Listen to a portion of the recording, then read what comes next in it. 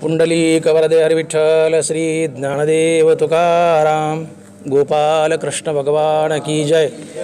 माऊली ज्ञानेश्वर महाराज की जय। जगद्गुरु तुकाराम महाराज की जय। साचेची बोलाचे नवे हे शास्त्र, पै संसार जिनिते हे शस्त्र, आत्मा अवतरविते मंत्र अक्षरे ये। ग्रंथराज ज्ञानेश्वरी अध्याय क्रमांक 15। साचेची बोलाचे नवे हे शास्त्र, पै संसार जिनिते हे शस्त्र, आत्मा अवतरविते मंत्र अक्षरे ये। आज गीता जयंती आणि या शुभ प्रसंगाच्या निमित्तानं व्यासपीठावर बसलेले सर्व मान्यवर, शिक्षक मित्र, विद्यार्थी आणि विद्यार्थिनी, सुमारे किंवा अंदाजे 5000 वर्षापूर्वी ही गीता भगवंतानं कुरुक्षेत्रावर सांगितली। तो आजचा दिवस होता, गीतेचा आजचा जन्मदिवस, म्हणून ही गीता जयंती।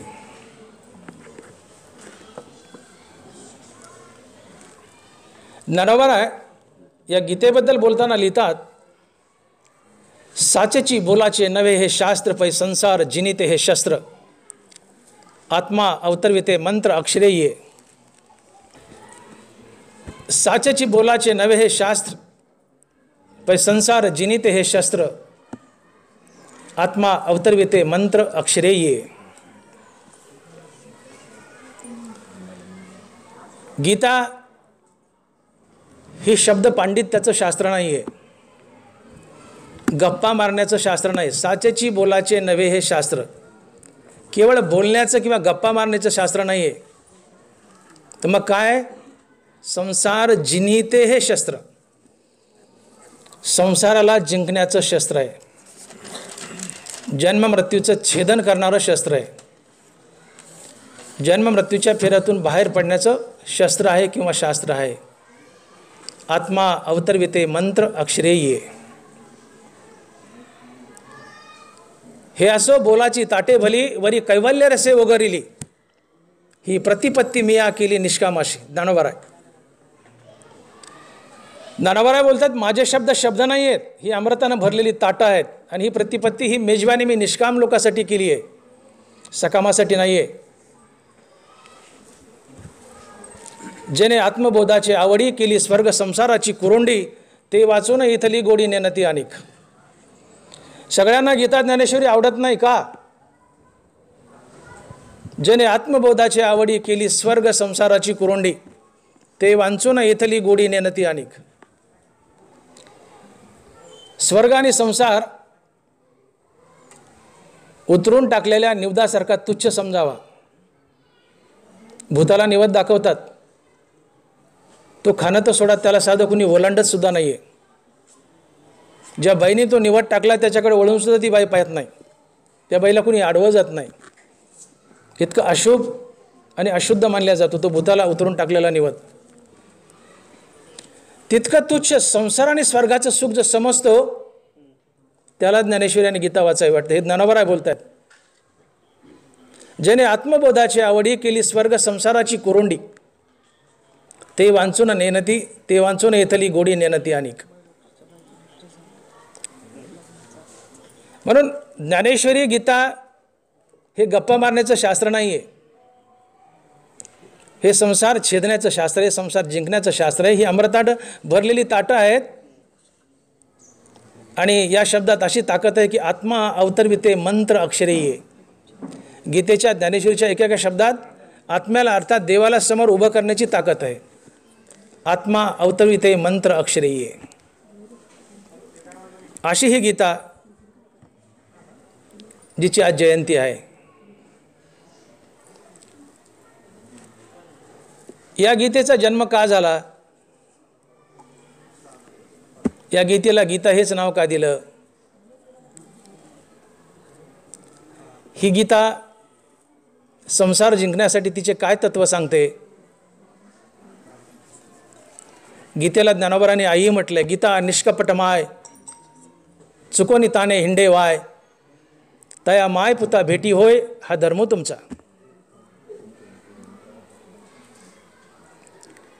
अशी ही महान गीता ज्या ज्ञानोबराने या गीतेवर भाष्य केलं,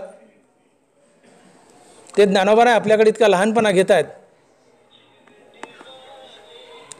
ज्ञानोबराय म्हणतात की मी नेन तू त्यापरी प्रवर्ते येत. मी नेनताय लहान आहे, मी नेनो तू त्यापरी प्रवर्ते येत. माऊली बोलतायत की एक वेळेस 7ही समुद्र अमृताने भरता येतील, ताऱ्यांना चंद्र करता येईल, कल्पतरूचे बगीचे लावता येतील, पूर्ण पृथ्वी सोन्यानं मडवता येईल, पण गीतेचं गूढ सहजासहजी कुणाला सांगता येणार नाही. गीता हा एक महासागर आहे. काटिटवी चाचू भरी अमाप माप सोय सागरी, मी नेनतू त्या परी प्रवर्त येत. हे ज्ञानोबराज बोलत आहेत. टिवटिवीचे अंडे समुद्रानं चोरले. टिवटिवीने प्रयत्न केला की मी समुद्र माझ्या चोंचीने उपसेल. तिच्या चोंचीत किती पाणी बसणार आहे, परंतु तरी ती प्रयत्न करत होती की मी समुद्राला उपसेल. तर ज्याप्रमाणे टिवटिवी आपले अंडे समुद्रातून परत घेण्यासाठी आपल्या चुंचीने समुद्र उपसण्याचा प्रयत्न करते, त्या प्रकारे गीतेवर बोलणारा कोणताही वक्ता असो आपल्या परीनं चोंचीनं समुद्र उपसण्याचा प्रयत्न करत असतो. तात्पर्य गीता ही अगाध आहे, मोठी आहे, विशाल आहे. बुडी मारल्यानंतर आपल्या वंजळीत जेवढं पाणी आपल्याला सापडेल मिळेल तितकं बोलायचं आणि मोकळं व्हायचं असते. मुख्य विषय असा येतो की गीतेचा जन्मच का झाला, गीता जन्माला का आली, यामध्ये परमार्थाचं पूर्ण सार सामावलेलं आहे. आणि गीता ही हेतुस्पुरस्पर जन्माला आली नाही, ती ॲक्सिडेंटली जन्माला आली. अर्जुन कुरुक्षेत्रावर स्वधर्म टाकून पळत होता. स्वधर्म म्हटलं की आपल्या डोळ्यापुढे जात येते, हिंदू, मुस्लिम, सिख, ईसाई. धर्म म्हणजे जात नव्हे. गीतेमध्ये धर्म आणि स्वधर्म हे शब्द व्यवसाय रूपाने आलेले आहेत. आपल्या वाट्याला आलेला व्यवसाय भगवंताची पूजा म्हणून करणे याला स्वधर्म म्हणतात. अर्जुन क्षत्रिय होता. क्षत्रियाचा स्वधर्म होता युद्ध करणे, लढाई करणे. अर्जुन आपला हा स्वधर्म टाकून पळत होता. भगवंतानं अर्जुनाला खडसावलं की अर्जुना, जोपर्यंत वैराग्य आणि आत्मस्वरूपाची ओळख नाहीये तोपर्यंत माणसानं आपल्या वाटेला आलेलं कर्म टाकू नये. आणि तू जर वैराग्य प्राप्तीच्या आधी, आत्मस्वरूपाची ओळख पटण्याच्या आधी, अर्थात मोक्ष प्राप्तीच्या आधी जर तुझं कर्म टाकलंस, स्वधर्म टाकलास, तर तू एक कल्पापर्यंत नरकाला जाशील आणि तुझी निंदा नालास्ती होईल. अर्जुना, स्वधर्म सांडशील तर पापा वरपडा होशील आणि अपयश ते न बचेल कल्पांतवरी. ना तरी रणी शव सांडीजे, ते गिद्धी विदारीजे, तसा स्वधर्महीन अभिभविजे महाद्वशी.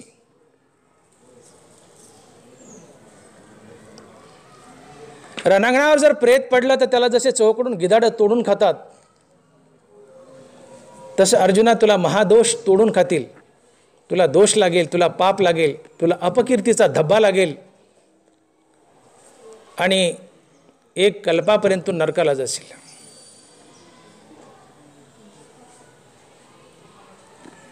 तात्पर्य, जोपर्यंत जव निरार्थता नाही तव व्यापारू असे पाही, मग संतुष्टीचे ठाई कुंटे सहज.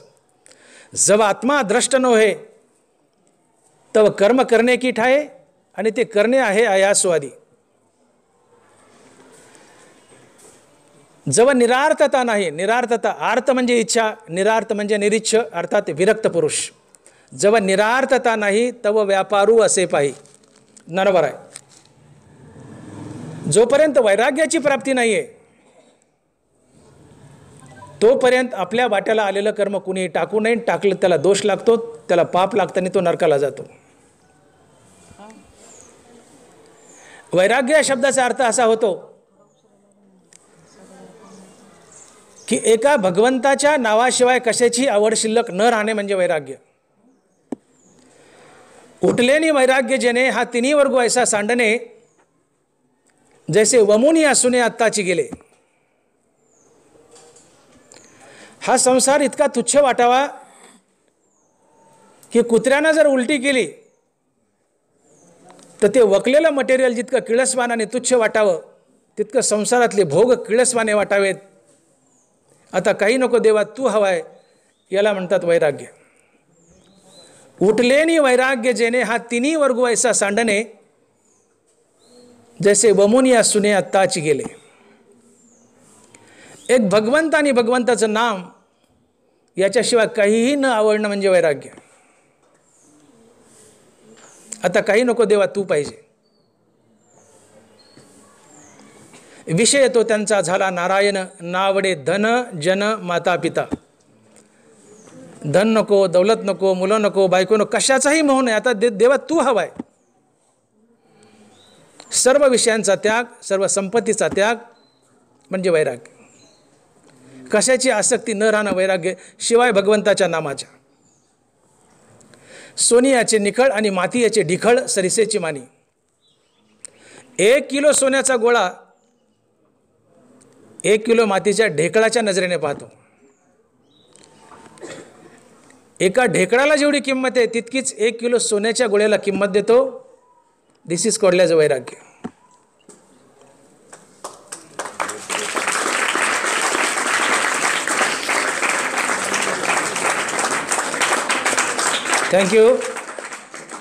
थँक्यू. तात्पर्य सोप्या भाषेत बोलायचं झालं तर एका भगवंताच्या नामाशिवाय, एका भगवंताशिवाय आणि भगवंताच्या नामाशिवाय कशाचीही आवड शिल्लक न राहणे म्हणजे वैराग्य. आणि जोपर्यंत हे असं वैराग्य प्राप्त होत नाही आणि आत्मस्वरूपाची ओळख पटत नाही तोपर्यंत मनुष्याने आपल्या वाट्याला आलेलं कर्म अर्थात स्वधर्म टाकू नये. आणि वैराग्य प्राप्तीच्या आधी आणि आत्मस्वरूपाची ओळख पटण्याच्या आधी जर माणसानं आपला स्वधर्म अर्थात आपल्या वाट्याला आलेलं कर्म टाकलं तर तो मनुष्य नरकाला जातो, त्याला दोष लागतो आणि कल्पांती नरकातून निघत नाही. मी काय बोलतो, गीतेचा जन्म काय झाला? गीता ही फार वास्ट आहे. मला मुख्य काही प्रिन्सिपल समोर मांडायचे आणि उरकतं घ्यायचे. गीतेचा जन्मच का झाला? अर्जुन क्षत्रिय होता. अर्जुन क्षत्रिय असल्यामुळं त्याचं कर्तव्य होतं युद्ध करणं, लढाई करणं. तुम्ही शिक्षक आहात, तुमचं कर्तव्य मुलाला शिकवणं. मी डॉक्टर आहे, माझं कर्तव्य पेशंट तपासणं. योगायोगानं तसं तर भगवंतानं चातुर्वर्णाचं बंधन घातलंय, पण चातुर्वर्णाची घडी विस्कळीत झाली आहे, तिकडे आपल्याला जायचं नाही आहे. कलियुगात चातुर्णाची घडी विस्कळीत होईल हे नाथ महाराजांना बाकीत किंवा भविष्य नाथ भागवतात लिहून ठेवलेलं आहे की कलियुगात चातुर्णाची घडी विस्कळीत होईल आणि कुणी काही उद्योग करेल. असं तिकडं जायचं नाही, तो विषय आपला नाही आहे. आज तुम्ही ज्या व्यवसायात उभे आहात तो व्यवसाय भगवंताची पूजा म्हणून करणं हाच तुमचा स्वधर्म.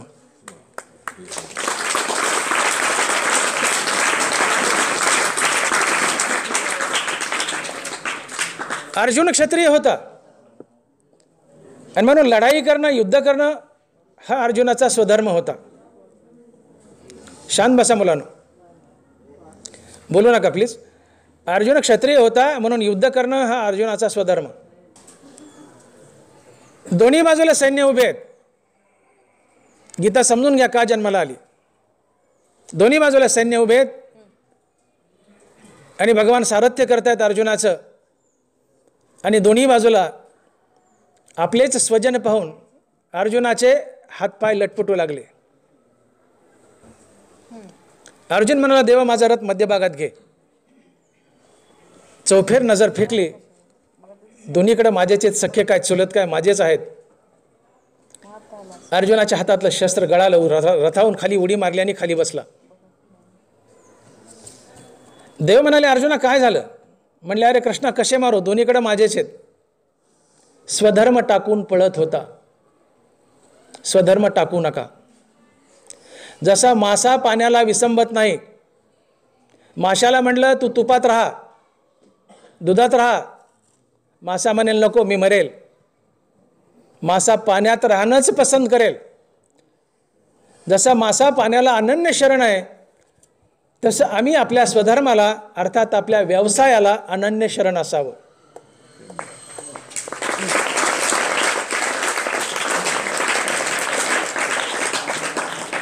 आणि जो ज्या वस्तूला अनन्य शरण आहे ती वस्तू त्याच्यासाठी तारक बनते. देव बोलतात अर्जुनाला, जो ज्या वस्तूसाठी अनन्य शरण आहे ती वस्तू त्यासाठी तारक बनते. नदीला महापूर आलाय, आपल्या बिंदुसरासारखी किंवा आमच्या राजुरीच्या लिंबारूच्या डोंबरीसारखी नदी आहे. आमच्या नद्या फार विशाल अशा 10-10 फुटाच्या लाटा उठतात त्या नदीवर, तशीच बिंदुसराही आहे. महापूर आलाय, 10-10 फुटाच्या लाटा उठत आहेत आणि त्या महापुरामध्ये एक छोटासा करंगळीसारखा माशाची चिंगळी, मासा छोटा, ती माशाची चिंगळी त्या पाण्याची उलटी धार चढत होती महापुराची. हे दृश्य हत्तीने पाहिलं. हत्ती भूषणात आला.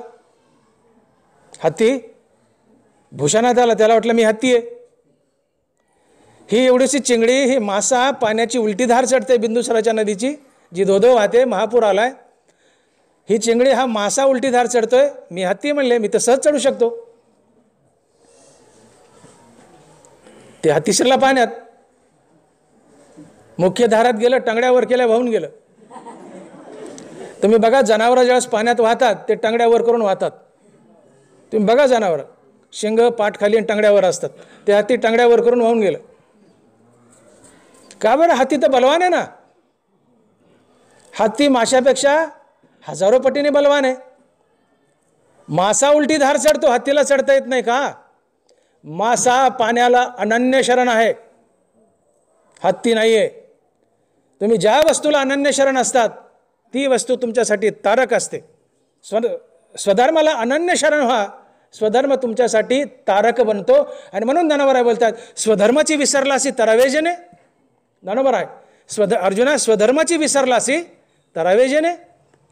अरे स्वधर्म हा तारक आहे, जन्म मृत्यूच्या फेऱ्यातून बाहेर काढतो. जो तारक आहे त्या स्वधर्मालाच विसरलास. स्वधर्म टाकू नका. एखाद्या माणसाला एखाद्या हौदात बुडवलंय, त्याचं डोकं हौदात बुडवलंय पाण्यात, आणि 10-15 मिनिट त्याचं डोकं त्या पाण्यात दाबून ठेवलंय. आणि त्याला जो दाबणार वरून म्हणतोय, नाकाने तोंड दोन्ही पाण्यात बुडवले, आणि वरून दाबणारा म्हणतो, तुला मी भारताचा पंतप्रधान करतो, 15 मिनिट पाण्यात तुझं मुंडकं राहू दे. तुला मी भारताचा पंतप्रधान करतो, तुझं मुंडकं पाण्यात 15 मिनिट राहू दे. आपल्यापैकी मला वाटतं सगळेच जण तयार होतील. हात वर करा बरं. तुमचं सगळ्याचं मुंडकं मी पाण्यात बुडवतो, आजचा महाराज मी. आणि मी तुम्हाला म्हणतो भारताचा पंतप्रधान किंवा या शाळेचा हेडमास्टर करतो, 15 मिनिट मुंडकं पाण्यात बुडवा. पवळ सरला रिटायर करू आपण, 15 मिनिट मुंडकं पाण्यात नाकातोंड असेल. त्यावेळेस तुम्ही काय म्हणाल?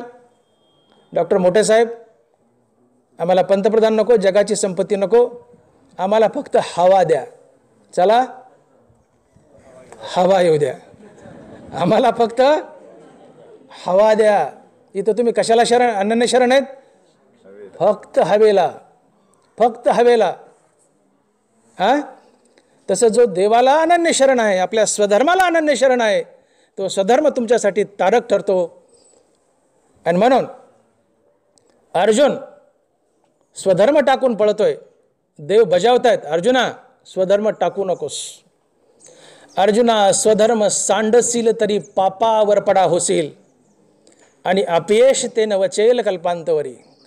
ना तरी रणी शव सांडीजे, ते चोमेरी गिद्धी विदारीजे, तसा स्वधर्महीन अभिभविजे महादोषी. अर्जुन स्वधर्म टाकून पळतोय. अर्जुनाचा स्वधर्म आहे युद्ध करणं, तुमचा स्वधर्म आहे शिकवणं, माझा स्वधर्म आहे पेशंट पाहणं. अर्जुनाचा स्वधर्म आहे युद्ध करणं. अर्जुना स्वधर्म टाकू नकोस. स्वधर्म हा तारक असतो आणि स्वधर्म टाकशील तर एक कल्पापर्यंत नवे नवे त्याहून अधिक कायमचा तू नरकाला जाशील, तुला दोष लागेल. आणि स्वधर्म वैराग्य प्राप्तीच्या आधी आणि आत्मस्वरूपाची ओळख पटण्याच्या आधी कुणीही स्वधर्म टाकू नये एवढं बजावण्यासाठी देवाला गीता सांगावी लागली आणि इथे गीतेचा जन्म झाला. अन्यथा अर्जुन हातामध्ये गांडीव घेऊन जर लढायला निघाला असता आणि समोरच्या पार्टीचे चेंडूसारखे मुंडके उडवले असते तर देवाला गीता सांगण्याची गरज नव्हती. गीता जन्मालाच आली नसते. गीता जन्मालाच एवढ्यासाठी आली की अर्जुना स्वधर्म टाकू नको, तुझ्या वाट्याला आलेलं कर्म टाकू नको, ते कर्म देवाची पूजा म्हणून कर. एवढं बजावण्यासाठी देवाला गीता सांगावं लागली आणि गीतेचा जन्म झाला. आणि म्हणून लक्षात ठेवा, गीतेचं पहिलं तत्व किंवा पहिलं ॲडवाईस, पहिलं गायडन्स जे काय असेल तर माणसानं आपल्या वाट्याला आलेलं कर्म ही भगवंताची पूजा म्हणून करावी. तुम्ही बोलू नका प्लीज. भक्तीच्या अनेक व्याख्या ऐकल्या असतील. ज्ञानोबा रायांनी ज्ञानेश्वरीमध्ये भक्तीच्या ठिकठिकाणी वेगवेगळ्या व्याख्या केल्यात. परंतु ज्ञानोबा रायांनी ज्ञानेश्वरीमध्ये भक्तीची सर्वात उत्कृष्ट केलेली व्याख्या माऊली बोलतायत. बी अटेंटिव्ह प्लीज. तैसे स्वामीचे मनोभावा न चुकीजे हेची परमसेवा एरतो तो पांडवा वाणिज्य करणे. प्लीज आपले मोबाईल खिशात ठेवा आणि बंद करून ठेवा. 15 मिनिटात थांबेल मी. मोबाईलमध्ये डोकं घालू नका आणि कोणाला मोबाईल आला तर उचलू नका किंवा ऑफ करून ठेवा, बंद करा मोबाईल. तैसे स्वामीचे मनोभावा न चुकीजे हेची परमसेवा एरतो पांडवा वाणिज्य करणे. स्वामीचे मनोभावा, स्वामी म्हणजे देव, पांडुरंग परमात्मा.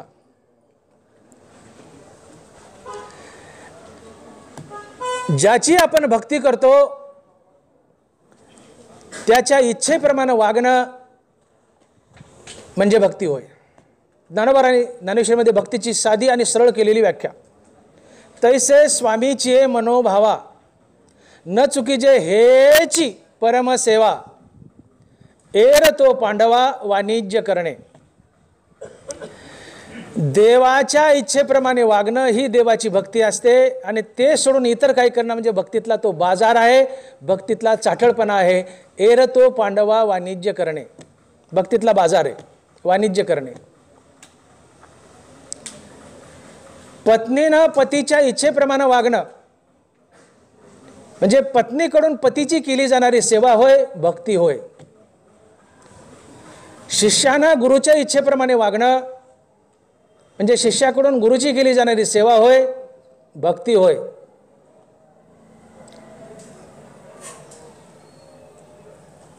नौकरानं मालकाच्या इच्छेप्रमाणे वागणं म्हणजे नौकराकडून मालकाची केली जाणारी सेवा होय, भक्ती होय.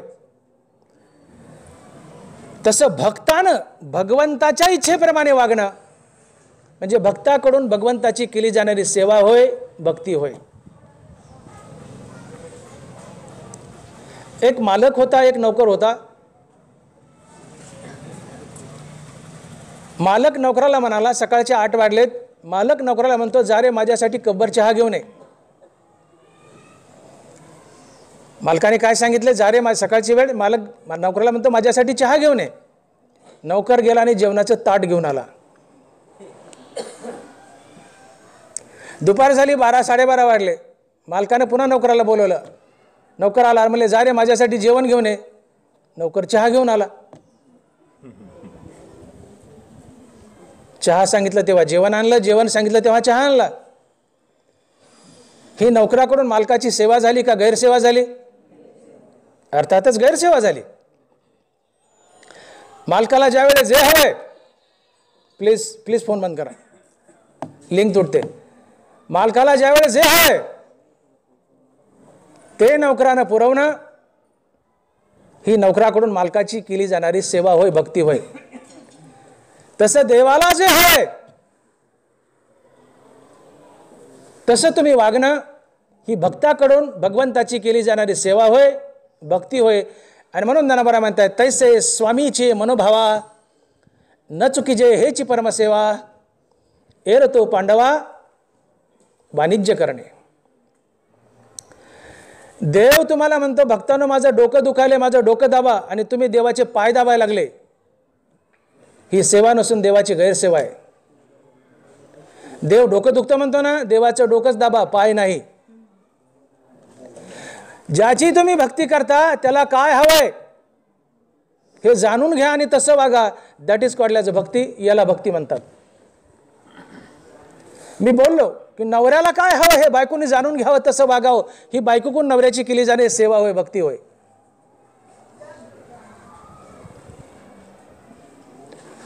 गुरुला काय हवंय शिष्याने जाणून घ्यावं, ही शिष्याकडून गुरुची केली जाणारी सेवा होय, भक्ती होय. मालकाला काय हवंय तसं नोकराने वागावं, ही नोकराकडून मालकाची केली जाणारी सेवा होय, भक्ती होय. तसं देवाला काय हवंय हे भक्तानं जाणून घ्यावं आणि तसं वागावं, ही भक्ताकडून देवाची केली जाणारी सेवा होय, भक्ती होय. आणि म्हणून भक्तीमध्ये आम्ही चुकतो कुठं? आम्ही देवाचा विचार करत नाहीत, आम्ही आमचा विचार करतो आणि आम्ही आमच्या परीने भक्ती करतो. म्हणून भक्ती करूनही आम्हाला देव सापडत नाही. भक्ती संतांना केली, भक्ती आम्ही करतो.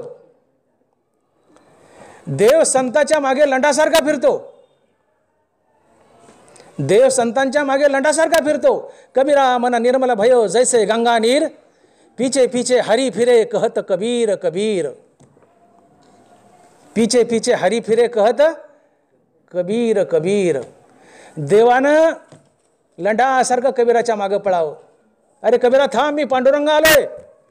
कबीरानं म्हणा, देवा ये दमानं, मला चादरी विणायच्यात, मी पुढे जातो, तू ये देवा दमानं. अरे थांब कबीरा, मी देवा आलो रे, पांडुरंग आलोय. कबीर म्हणा, ये दमानं. नामयाच्या मागे हिंडे केशीराज, लागावा या रजचरणीचे.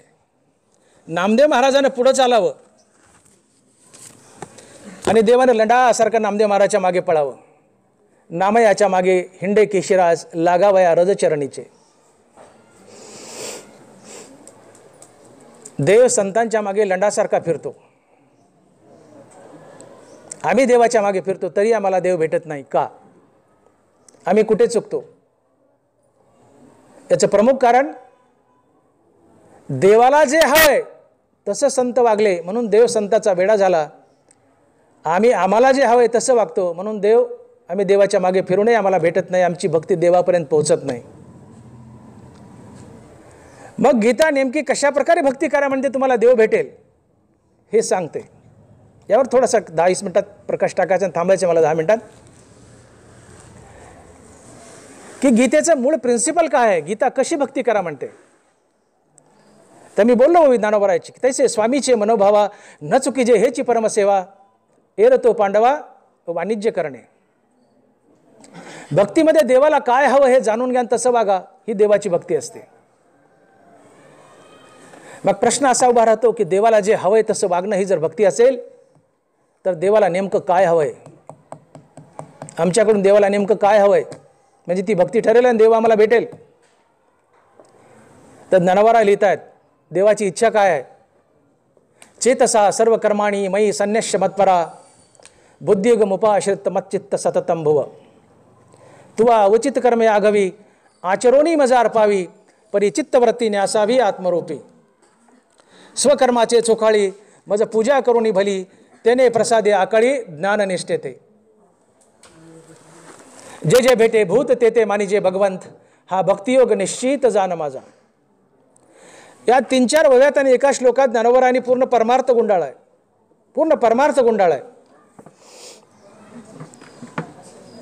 चेतसा सर्व कर्माणी मयी संन्यस्य मत्परा, बुद्धियोग मुपाश्रित मच्चित्त सततम भव. तुवा उचित कर्मे आगवी, आचरोनी मजा अर्पावी, परिचित्त वृत्ती न्यासावी आत्मरूपी. स्वकर्माचे चोखाळी मज पूजा करुणी भली, तेने प्रसादे आकळी ज्ञान निष्ठेते. जे जे भेटे भूत ते ते मानिजे भगवंत, हा भक्तियोग निश्चित जाण माझा. लक्ष द्या इकडं. देवाच्या इच्छेसारखं वागणं ही देवाची भक्ती आहे. तर देवाची नेमकी इच्छा काय आहे? तर देवानं गीतेमध्ये ज्ञानेश्वरीमध्ये 3 इच्छा व्यक्त केल्यात. त्यातली देवाची पहिली इच्छा आहे, तू अवचित कर्मे आगवी, आचरोनी मज अर्पावी, परिचित्त वृत्ती न्यासावी आत्मरूपी. सकाळी उठल्यापासून रात्री झोपेपर्यंत आपलं प्रत्येक कर्म देवाची पूजा म्हणून करा. ही देवाची पहिली इच्छा. सकाळी उठल्यापासून रात्री झोपेपर्यंत आपलं प्रत्येक कर्म देवाची पूजा म्हणून करा. पहिली इच्छा. दुसरी इच्छा, हे सर्व कर्म करताना व इतर वेळेसही आपलं चित्त सातत्यानं देवाच्या नामस्मरणात बांधून ठेवा. आणि देवाची तिसरी इच्छा, जगातील प्रत्येक प्राणी मात्र हा देवच आहे असं समजून त्याच्यासोबत देवतुल्य व्यवहार करा. जे जे भेटे भूत ते ते मानिजे भगवंत, हा भक्तियोग निश्चित जाण माझा. आता मला सांगा, देवाची पहिली इच्छा आहे. हा गीतेचा मूळ गाभा आहे. गीता फक्त या 3 तत्वाच्या भोवतालीच फिरते.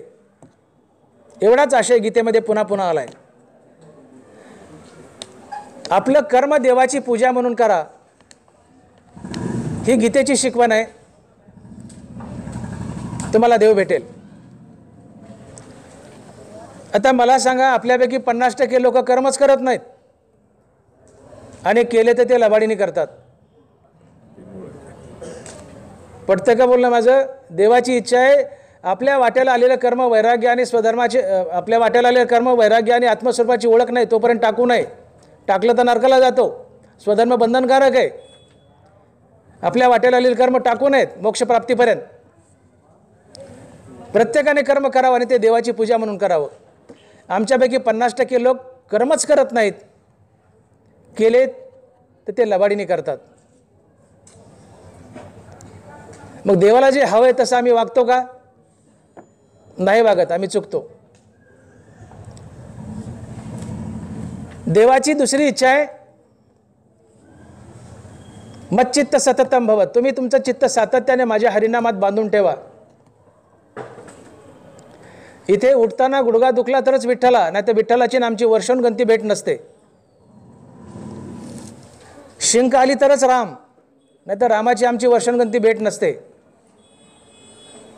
शिंक आल्या मनुष्य राम म्हणतो, वाईट नाही, मुखात रामाचं नाव आलं, चांगलं झालं. शिंक आल्यावर राम म्हणणं चांगलं आहे, पण पुन्हा राम म्हणण्यासाठी दुसऱ्या शिंकेची वाट पाहणं हे यातलं चूक आहे. शिंक आल्यावर राम म्हणा, आनंद आहे, पण दुसऱ्यांदा राम म्हणायचं तर दुसऱ्या शिंकेची वाट पाहणं हे यातलं वाईट आहे. तात्पर्य, रिकामा अर्धगडी राहू नको, हे ज्ञानोबाराला जे हरिपाठात सांगायचं आहे. रिकामा अर्धगडी राहू नको याचा अर्थ हेच आहे की तू सातत्यानं भगवंताच्या नामचिंतनात बुडून राहा. याचं कारण असं आहे की शरीरामध्ये 3 गुण आहेत, सत्व रज तम. ज्यावेळेस नामस्मरण चालू आहे त्यावेळेस सत्वगुण उफाळून येतो, रजतम दबतात. रजतम विकारी असतात, वाईट असतात, दुष्कृत्य करायला लावतात. जेव्हा नामस्मरण चालू आहे तेव्हा रजतम दबतात, सत्वगुण वर येतो आणि तो भगवंताच्या दिशेने घेऊन जातो. सत्वगुण हा चांगला असतो. पण नाम थांबलं की सत्वगुण दबतो आणि रज आणि तम वर येतात आणि तुमच्याकडून पाप करून घेतात आणि तुमचं पतन करतात. म्हणून नाम हे नित्य हवं आहे. नित्य सत्य अमित हरिपाठ अजासी. नाम हे नित्य हवं आहे, सीजनल हंगामी नको आहे.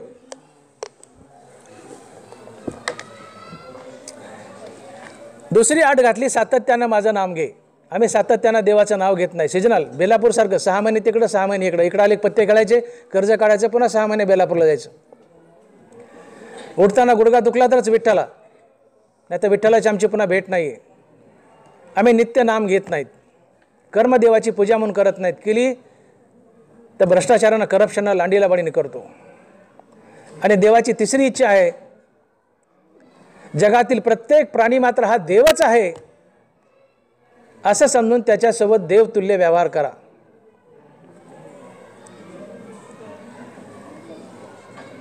तुम्ही पांडुरंगाच्या मंदिरापुढे दर्शनाला उभे आहेत, गर्दी आहे, रेटारेटी आहे, आणि एखाद्याचा चुकून पाय तुमच्या पायावर पडला, चुकून पडलाय, तो सॉरी म्हणतोय, तुम्ही त्याचं स्वारी घेत नाही, तुम्ही दानकन त्याला कोपरखिळी घालता आणि एक दोन शिव्या घालता आणि सरक म्हणता बाजूला, किंबहुना ढकलू नाही देता. भगवान म्हणतो विटेवर उभा असलेला विठ्ठलही विठ्ठलच आणि रांगेत दर्शनाला उभी असलेली माणसंही विठ्ठलच, असं समजून ज्याचं भजन आहे त्याच्यावरच माझी कृपा होते, त्यालाच मी पावतो, इतराला नाहीये. तैसे जगा परते सारोनी पाहिजे माते, तैसा नव्हे उखिते आघवेची मी. दानोबरा काय बोलतात लक्ष द्या. तैसे जगा परते सारोनी पाहिजे माते, तैसा नव्हे उखिते आगवाची मी. जगातून देव बाजूला सरकवला की देव दुरावला. जग हाच देव. हे समस्त ही श्री वासुदेवो, ऐसा प्रतिती रसाचा ओतला भावो, म्हणून भक्ता माझी रावो आणि ज्ञानी आहे तोची. जग आणि देव यांचे दोन तुकडे करू नका. जग हाच देव. विटेवर उभा असलेला विठ्ठलही विठ्ठलच, रांगेत दर्शनाला उभी असलेली माणसंही विठ्ठलच, असं समजून ज्याचं भजन आहे त्यालाच देव भेटतो, इतराला देव भेटत नाहीये. आणि म्हणून जगातील प्रत्येक प्राणी मात्र हा देव आहे असं समजून त्याच्यासोबत देवतुल्य व्यवहार करा, तुम्हाला देव लवकर भेटेल. पण आम्ही असं वागत नाहीयेत. आम्ही लबाडी करतो, लोकांना फसवतो, कुणाचा द्वेष करतो, तिरस्कार करतो. पर्यायानं, एक शेवटचे 5 मिनिट, पर्यायानं समोरच्या माणसाला तुम्ही शिव्या दिल्या, देव म्हणतो तुम्ही त्या माणसाला शिव्या दिल्या नाही, त्या पांडुरंगाला शिव्या दिल्या, मला शिव्या दिल्या, कारण सगळ्याच्या अंतर्यामी मी विराजमान आहे, त्याच्या हृदया माझी मी रामू, असता सर्व सुखाचा आरामू. तुकोबराने एका अभंगात बोलले, एक 5 मिनिट शेवटचे. तुका म्हणे एका देहीचे अवयव, तुका म्हणे एका देहीचे अवयव, सुख दुःख जीव भोग पावे. इंद्रियानं घेतलेला सुखदुःखाचा भोग हा जीवानंच घेतलेला सुखदुःखाचा भोग असतो. दानवराय बोलले, पायी काटा नेटे ते व्यथा जीवी उमटे, तैसा पोळे संकटे पुढीलाचेने. पायात काटा मोडलाय, दुःख फक्त पायाला व्हावं, वेदना पायाला व्हाव्यात, पण त्याची व्यथा काळजात तुटते. पायी काटा नेटे व्यथा जीवी उमटे, तैसा पोळे संकटे पुढीलाचेने. ज्ञानोबा आहे, पायात काटा मोडलाय, वेदना पायाला व्हाव्यात, पण त्यासोबत डोळे रडले, व्यथा काळजात उठली. पायानंच रडाव, पण सोबत डोळे रडले, व्यथा डोळ्याला झाली, वेदना काळजातही उठली. दानोबराज बोलतायत, पावो जो शीतळताल आहे ते डोळ्याची लागी होय, तैसा परसुखे जाय सुखावतू.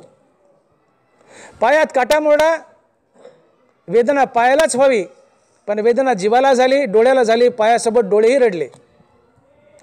पायाखाली बर्फाचा खडा आला, पायालाच गार लागावं, पण सोबत तो थंडाव्याचा आनंद डोळ्यानेही लुटला. तात्पर्य दानोबराला इथं हे सांगायचंय की देहातील कोणत्याही इंद्रियानं घेतलेला सुखदुःखाचा भोग हा जीवानाच घेतलेला सुखदुःखाचा भोग असतो. तसं जगातील कोणत्याही माणसाला दिलेला त्रास हा पांडुरंगाला दिलेला त्रास असतो.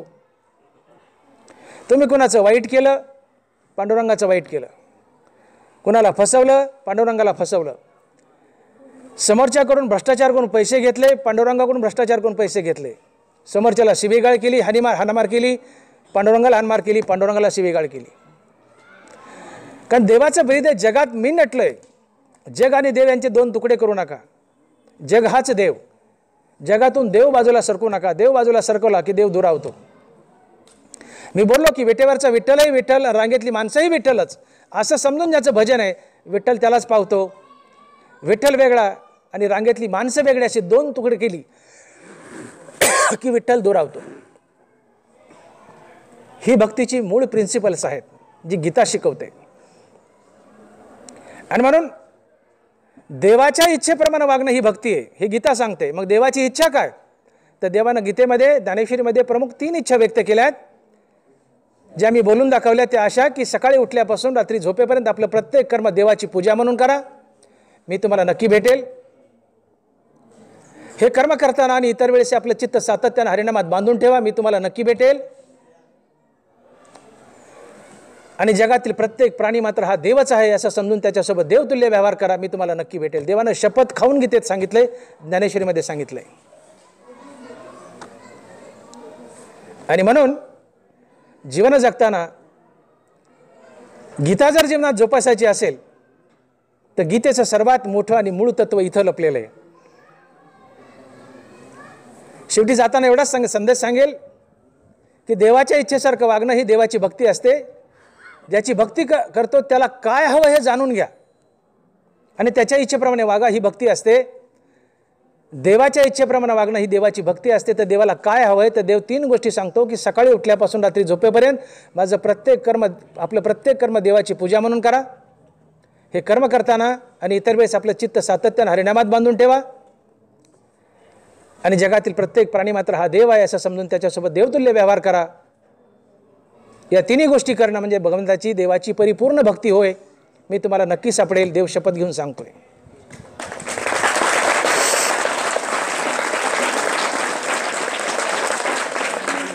या सर्व गोष्टी आपण अंमलात आणत नाहीत.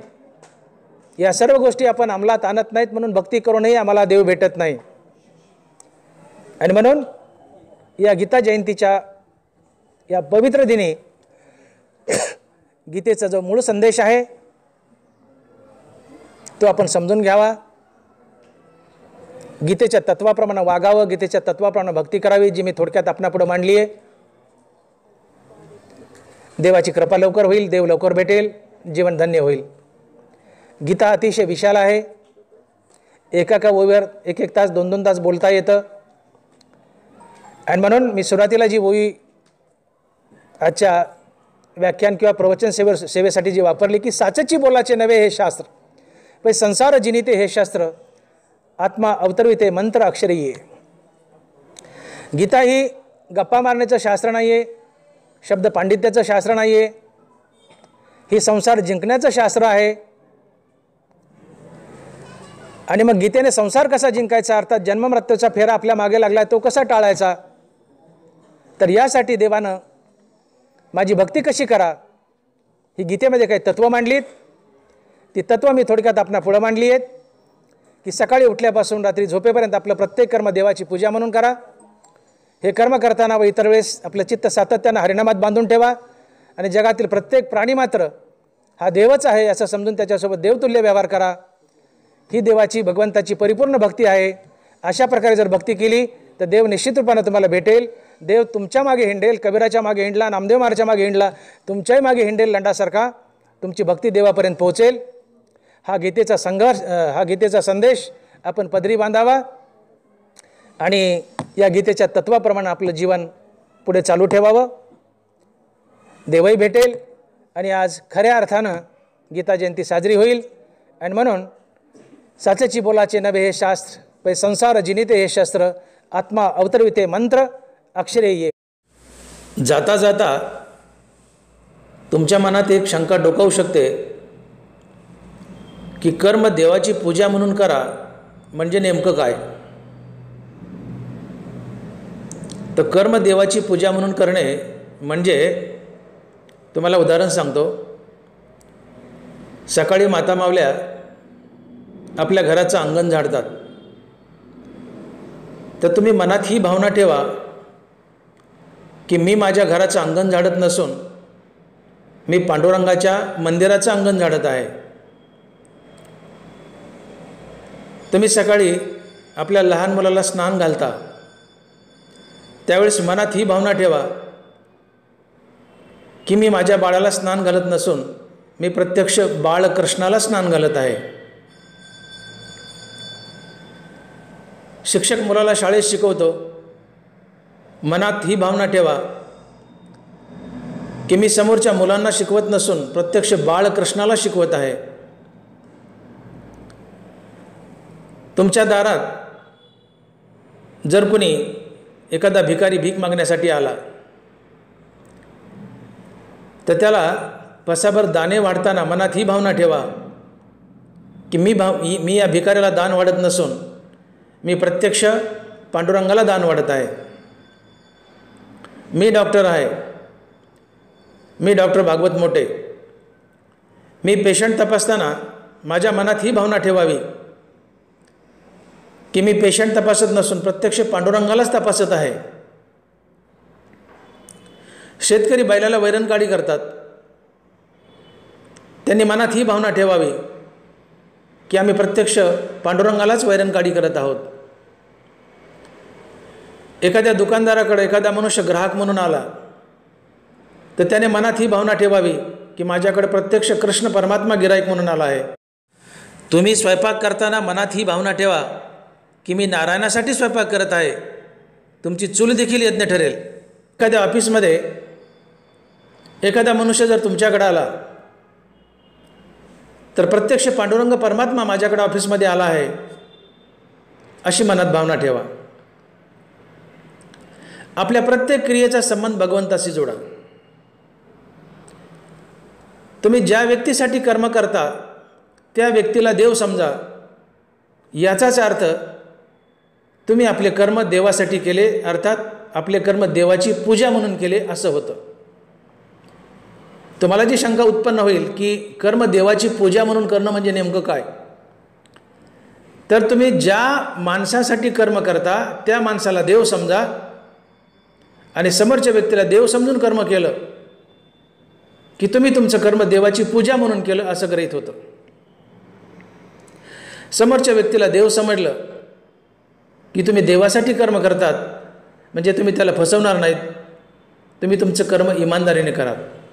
अर्थात समोरच्या व्यक्तीला देव समजून कर्म करा, त्याला फसवू नका, इमानदारीने कर्म करा. म्हणजेच आपले कर्म देवाची पूजा म्हणून करणं होय. तात्पर्य, आपले प्रत्येक कर्म कर्माभिमान व फलेच्छा टाकून कर्तव्य व प्रभुपूजा समजून ईश्वराप्रित्यर्थ व ईश्वरार्पण बुद्धीने करा. ज्ञानोबा बोलले, बाह्य आणि अंतरा आपल्या सर्व व्यापारा मज व्यापका ते विरा विषय करी. आघवी अंगी जैसा वायू मिळवून आहे आकाशा, सर्व कर्मी तैसा मजसीचस. आकाश म्हणजे पोकळी. पोकळी आणि वायू याचं जसं अतूट नातं असतं तसं आपल्या कर्माचं भगवंताशी अतूट नातं जोडा. पोकळी म्हणलं की त्यात वायू शिरलाच. जसं पोकळी आणि वायू यांचं अतूट नातं आहे तसं आपल्या कर्माचं भगवंताशी अतूट नातं जोडा. आपलं कर्म देवाची पूजा म्हणून करा. आपल्या सर्व अंतर्बाह्य क्रिया भगवंताची पूजा म्हणून करा. आणि अशा प्रकारे कर्म करणे म्हणजे आपलं कर्म भगवंताची पूजा म्हणून करणे होय. ज्याच्यासाठी कर्म करता त्याला देव समजा, त्याच्याशी इमानदारीने वागा, नीतिमत्तेने वागा, कर्माभिमान व फलेच्छा टाकून कर्म करा. तुमचं कर्म भगवंताला आपोआप अर्पण होतं आणि तुमचं कर्म ही भगवंताची पूजा ठरते. अर्थात आपलं कर्म भगवंताची पूजा म्हणून केलं असं घडतं. आणि म्हणून कर्माने ईश्वरास भजा, अर्थात प्रत्येक कर्म देवाची पूजा म्हणून करा. हे सर्व कर्म करताना व इतर वेळेस आपलं चित्त सातत्यानं हरिनामात बांधून ठेवा आणि जगातील प्रत्येक प्राणी मात्र हा देवच आहे असं समजून त्याच्यासोबत देवतुल्य व्यवहार करा. ही भगवंताची परिपूर्ण भक्ती आहे. अशा प्रकारे वागाल तर तुम्हाला निश्चित रूपानं देव भेटेल. कारण देवानं शपथ खाल्ली आहे की जया जे विहित ते ईश्वराचे मनोगत, म्हणून केली निभ्रांत सापडेची तो. दानोबराच्या ओवीकडे लक्ष द्या. जया जे विहित ते ईश्वराचे मनोगत, म्हणून केली निभ्रांत सापडेची तो. देवाने इथं शपथ खाल्ली म्हणून निभ्रांत सापडेची तो. निभ्रांत सापडेची तो. देव इथं शपथ खातोय. मी शपथ घेऊन सांगतो असं देव म्हणतो की मी तुम्हाला निश्चित रूपानं सापडेल. तुम्ही मला शोधू नका, मी तुम्हाला शोधत येईल. फक्त काय करा, आपलं कर्म देवाची पूजा म्हणून करा. हे कर्म करताना आपलं चित्त सातत्यानं हरिनामात बांधून ठेवा आणि जगातील प्रत्येक प्राणी मात्र हा देव आहे असं समजून त्याच्यासोबत देवतुल्य व्यवहार करा. आणि म्हणून गीता ही एक शस्त्र आहे. जन्ममरणाचा फेरा जो आमच्या मागं लागला आहे, ते जन्ममरणाचं चक्र आम्हाला भेदायचं आहे. जन्ममरणाच्या फेऱ्यातून आम्हाला बाहेर पडायचं आहे. आणि म्हणून जनावरा इथं बोलले की साचेची बोलाचे नवे हे शास्त्र, पै संसार जिनिते हे शस्त्र, आत्मा अवतरविते मंत्र अक्षरे ये. की तुम्हाला संसाराचं छेदन करायचं, संसार जिंकायचा, जन्ममृत्यूच्या फेऱ्यातून बाहेर पडायचे. तर गीतेमध्ये या ज्या 3 गोष्टी प्रामुख्याने सांगितल्यात की सकाळी उठल्यापासून रात्री झोपेपर्यंत आपलं प्रत्येक कर्म देवाची पूजा म्हणून करा. हे सर्व कर्म करताना व इतर वेळेस आपलं चित्त सातत्याने हरिनामात बांधून ठेवा. आणि जगातील प्रत्येक प्राणी मात्र हा देवच आहे असं समजून त्याच्यासोबत देवतुल्य व्यवहार करा. अशा पद्धतीने वागा. संसाराचं छेदन होईल. जन्ममृत्यूचा फेरा तुमच्या मागं लागला आहे, तो संपेल. आता एक प्रश्न असा उभा राहतो की यावरील 3 गोष्टीप्रमाणे आपण वागल्यानं आम्ही संसार कसा जिंकतो, की जन्ममानाचा फेरा आमच्या मागचा कसा संपतो. कर्मदेवाची पूजा म्हणून केली, चित्त सातत्याने हरिनामात बांधलं, जगातील प्रत्येक प्राणी मात्र हा देव आहे समजून त्यासोबत देवतुल्य व्यवहार केला. या 3 गोष्टींनी संसाराचं छेदन कसं होतं, जन्ममरणाचा फेरा आमच्या मागे लागला आहे तो कसा संपतो, हे सांगण्यासाठी स्वतंत्र मला अर्धा ते 1 तास लागेल. तुम्हा शिकलेल्या लोकांपाशी पैशाचं दारिद्र्य नाही आहे, पण वेळेचं दारिद्र्य आहे. तुमच्यापाशी वेळ नाही आहे, आपला वेळ संपला आहे. मग या प्रश्नाचं उत्तर देण्यासाठी मला स्वतंत्र अर्धा ते 1 तास लागेल. म्हणून नाईलाजास्तव मला थांबणं गरजेचं आहे. आपली वेळ संपलेली आहे. आणि म्हणून आजच्या या गीता जयंतीच्या पवित्र दिनी मी आपणा सर्वांना गीतेचा एकच संदेश देईल, तो मी दिला आहे आणि पुन्हा पुन्हा सांगतोय, पुन्हा एकदा सांगतोय की देव बोलत आहेत की तुम्ही सकाळी उठल्यापासून रात्री झोपेपर्यंत आपलं प्रत्येक कर्म देवाची पूजा म्हणून करा. हे सर्व कर्म करताना व इतर वेळेस आपलं चित्त सातत्यानं हरिनामात बांधून ठेवा. आणि जगातील प्रत्येक प्राणी मात्र हा देवच आहे असं समजून त्याच्यासोबत देवतुल्य व्यवहार करा. अशा प्रकारे वागणं म्हणजे भगवंताची परिपूर्ण भक्ती असते. आणि अशा प्रकारे भक्ती केली तर संसाराचं चक्र तुम्ही भेदू शकता. या गीतेच्या माध्यमातून, गीतेच्या साह्याने तुमच्या मागे लागलेला हा संसार तुम्ही जिंकू शकता. जन्ममरणाच्या फेऱ्यातून बाहेर पडू शकता. आणि म्हणून गीता हे केवळ शब्दाच्या गप्पा मारण्याचं किंवा हे पुथीपुराण नाही आहे, हे शब्द पांडित्याचं शास्त्र नाही आहे, हे संसार जिंकण्याचं शास्त्र आहे. हनुमान दानवरा बोलतात की साचेची बोलाचे नवे हे शास्त्र. गीताशास्त्र हे गप्पा मारण्याचं शास्त्र नाही आहे, हे शब्द पांडित्याचं शास्त्र नाही आहे, तर काय आहे, संसार जिनिते हे शस्त्र. हे हत्यार आहे, एक शस्त्र आहे. कशाचं? संसार जिंकण्याचं, जन्ममरणाचा फेरा जिंकण्याचं, जन्ममरणाच्या फेऱ्यातून बाहेर पडण्याचं. एक शास्त्र आहे, एक शस्त्र आहे. आत्मा अवतरविते मंत्र अक्षरे ये. गीतेची, ज्ञानेश्वरीची ही अक्षरं म्हणजे मंत्र आहेत. आणि या मंत्राच्या सहाय्याने प्रत्यक्ष पांडुरंगाला, देवाला तुम्ही समोर उभं करू शकता. आणि म्हणून ज्ञानवराय बोलत आहेत की साचेची बोलाचे नव्हे हे शास्त्र, संसार जिनिते हे शस्त्र, आत्मा अवतरविते मंत्र अक्षरे ये. पुंडलिक वरदे हरिविठ्ठल. श्री ज्ञानदेव तुकाराम. गोपाल कृष्ण भगवान की जय. माऊली ज्ञानेश्वर महाराज की जय. जगद्गुरु तुकाराम महाराज की जय.